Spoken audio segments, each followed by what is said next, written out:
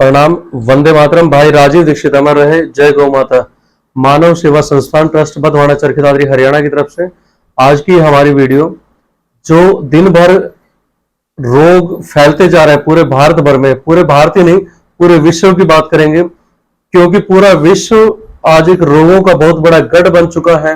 और जहां पे बड़े बड़े हॉस्पिटल्स से लेके काफी जगह पे लोग भ्रमित भी हो जाते हैं कि कहां जाए कहां ना जाए। ये सस्पेंस बहुत बड़ा होता है रोगी के लिए।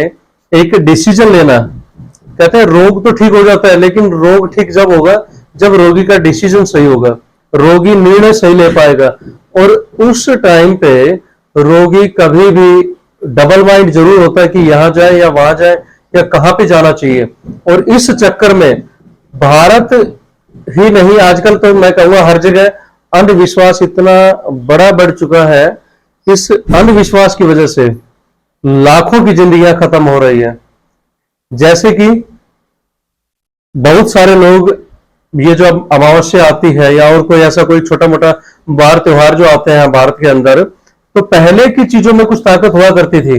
जैसे आज हम बात करते हैं नॉर्मल एक अस्थमा की। अस्थमा के लिए बहुत सारे पाखंडी, बहुत सारे ऐसे लोग हैं जो खीर आदि बना के लोगों को खिलाते हैं और ये सोचते हैं कि इस खीर खाने से अस्थमा का रोग ठीक हो जाएगा। पहले का लॉजिक कुछ और होता था।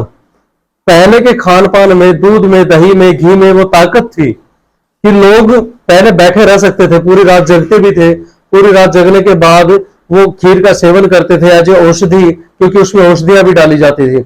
उन सब में वो ताकत रहती थी। लेकिन आज नाम मात्रे को दिखावा रह गया, उस लीक को पीटने वाली बात है, जिससे अस्थमा, कहते हैं खीर तो, चावल तो वैसे नुकसान करते हैं, लेकिन बावजूद उसके रोगी को खिलाया जाता है और वो रोगी लास्टली ऐसी स्थिति पे पहुंच जाते हैं। देखो 100 में से एक रोगी ठीक हो गया, वो कोई जो ना उपचार नहीं होता।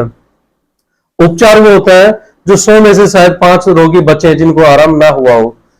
अब बात करते हैं कि रोग में कभी भी, आयुर्वेद में खासकर मैं कहूंगा, आयुर्वेद में धैर्य रखना हमेशा ये रोगी के काम करेगा, रोगी के साथ देगा, रोगी का सपोर्ट करेगा। रोगी यदि धैर्य को खो देगा, वहां वो अपनी मौत की तरफ बढ़ता चला जाएगा।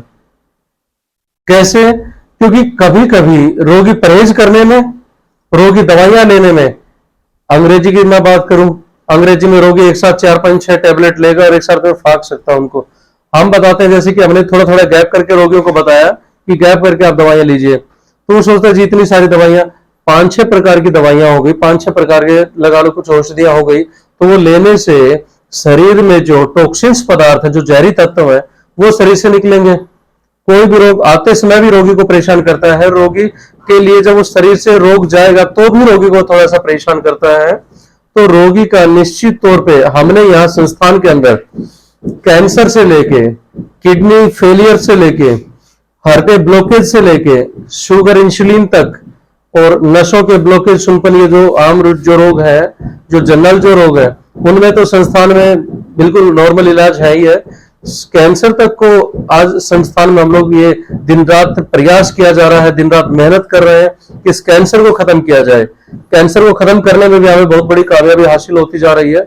ये आप जो रोगी जहां जहां से भटक के, दुखी होके, परेशान होके आज हिम्मत हार चुके हैं, उन रोगियों से कहना चाहेंगे एक बार अपनी हिम्मत को बटोरें और फिर से खड़े होने की कोशिश करें। रोगी बहुत जल्द ठीक हो जाएगा और वो, उसको ये मान के चले, निश्चित तौर पे दिन भर दिन उसको सुधार आता जाएगा। ये इस संस्थान की श्याम प्रभु की औषधियों का रिजल्ट होगा। और यही हम सभी से कहना भी चाहते हैं कि जो रोगी दर बदर भटक चुका है, इतने ज्यादा पैसे खर्च कर चुका है कि उसको जिंदगी में एक प्रकार से साथ छोड़ने के लिए मजबूर कर दिया, हॉस्पिटल्स ने जहां पे बोल दिया कि जिसका कोई इलाज नहीं है, जहां मर्जी ले जाओ उसको। क्यों? गाय माता पूरे विश्व में, मैं भारत की तो स्पेशल कहूंगा क्योंकि हमारे हिंदू धर्म में नहीं, पूरे भारत भर में गाय को एक माँ का स्वरूप दिया गया। जैसे माँ अपने बच्चों का पालन पोषण करती है, वैसे गाय माता पूरे परिवार का पालन पोषण करती है। अपने दूध, दही, घी आदि से रसोई घर को बिल्कुल हमेशा सजा के रखती है एक प्रकार से, और घर का निर्वाह भी करवाती है, खर्चा भी निकलवाती है ये गाय माता। और साथ साथ में जो गाय की तो हर चीज काम की है, दूध, दही, घी, गोबर, उसके गौमूत्र से भी हम ये कहेंगे कि उसमें भी इतने ज्यादा औषधीय गुण है। ये सिर्फ यही नहीं, साइंटिफिक रीजन से भी मान चुके हैं कि कैंसर तक को हराने की इसमें क्षमता है। तो यही हम कहना चाहते हैं कि नेचर, प्रकृति में कभी खिलवाड़ ना करें, उनके साथ में कभी कोई ऐसी, खास करके उन किसान भाइयों से भी कहना चाहेंगे कि आपने थोड़े से स्वार्थ के लिए या थोड़ी सी एक उस चीज के लिए कि थोड़ा सा पैदावार ज्यादा हो जाए, उसके लिए जहर का प्रयोग ना करें, जहर का छिड़काव ना करें, अन्यथा हमारी आने वाली पीढ़ियां बिल्कुल खराब हो जाएंगी, रोगों से ग्रसित रहेंगी। कैंसर जैसे रोग, शुगर, इंसुलिन जैसे रोग उनको कभी नहीं छोड़ने वाले। तो ये मेरी विनम्र निवेदन है कि कृपया करके उन बच्चों के भविष्य के लिए ज्यादा जहर का छिड़काव ना किया जाए, कपास में आदि में भी जहर का छिड़काव ना किया जाए।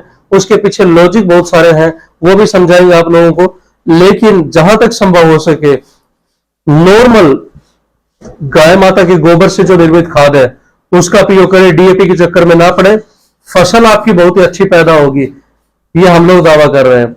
लेकिन गौमूत्र में वो ताकत है, स्प्रे की जगह गौमूत्र का प्रयोग करो, कोई भी कीटाणु जीवाणु नहीं रहेगा फसल के अंदर। तो इसलिए कहना चाहते हैं, बोले जी इतना गोबर गाय का मूत्र कहां से आएगा, तो गाय का पालन करो। जो किसान की खेती कर सकते हैं वो गाय को पाल भी सकते हैं। तो ये छोटी सी आग्रह विनती है कि इसको डालने की कोशिश जरूर करें, वरना आने वाली पीढ़ी कभी स्वस्थ नहीं रह सकती, कभी भी उसको दिमागी रूप से भी, आजकल आगे आने वाली जो जनरेशन होगी मोस्टली वो दिमाग से अपंग पैदा होगी। तो मेरा और पूरी संस्थान का आप लोगों से विनम्र निवेदन है, घर परिवार को स्वस्थ करने के लिए और भी बहुत सारे ऐसे आप लोगों के पास वीडियो जाते रहेंगे। चैनल को सब्सक्राइब कर लीजिए, वीडियो को शेयर जरूर करें कि जाने वाले पता नहीं कहां तक किसको क्या जरूरत पड़ जाए वहां तक ये वीडियो पहुंच जाए। तो इतना सा बस कार्य करें और बेल आइकन को जरूर प्रेस कर लें कि आगे आने वाले सारे नोटिफिकेशंस आप लोगों तक पहुंच जाएं। अन्य कोई भी बात हो तो संस्थान में संपर्क करें। किसी भी, एक ये विशेष बात बताना चाहते हैं, कभी भी ऑपरेशन ना करवाएं, ये बात साफ समझ लीजिए। ऑपरेशन यदि करवाओगे तो वो आने वाले कुछ ही समय के बाद कैंसर में कन्वर्ट हो जाएगा या अन्य ऐसे दुर्लभ रोग में कन्वर्ट हो जाएगा जिसका उपचार बहुत ही ज्यादा मुश्किल हो जाता है। तो इसलिए कहना चाहते हैं नॉर्मल शैली से, प्राकृतिक तरीके से, गाय माता के आशीर्वाद से और खान पान के तरीकों को सुधार के और आयुर्वेद को अपना के हर रोग पे विजय पाई जा सकती है। एक मूल मंत्र याद कर लो, ताकत अन्न में नहीं होती, ताकत मन से होती है। अपने आपके मन को इतना ज्यादा स्ट्रोंग कर लीजिए, झाड़ों में कुछ नहीं रखा, सिर्फ मन का विश्वास होता है, उस मन के विश्वास को जागृत कर लीजिए। अंधविश्वास में बिल्कुल ना पड़े, इस बात को बिल्कुल समझ लीजिए। 4 बार परखने के बाद अपना उपचार शुरू करें, यही हमारा आग्रह और निवेदन है। क्योंकि रोगी की जिंदगी बार बार नहीं मिलती है, रोगी बड़ा प्रिय होता है और इसीलिए हम उस रोगी के दुख दर्द को भी समझते हैं। और आप लोगों से यही निवेदन है दोबारा से कि कोई भी रोग, कोई भी कष्ट हो, संस्थान में संपर्क करें। यह नाड़ी परीक्षण का विशेष महत्व है। नाड़ी परीक्षण दिखा के अपने रोग का आइडेंटिफिकेशन ले और अपना उपचार शुरू करें। इसी के साथ संपर्क सूत्र आप संस्थान का नोट कर लीजिए, 8168498921। दूसरा संपर्क सूत्र है 8059441652। वंदे मातरम। जय हिंद, जय गौ माता।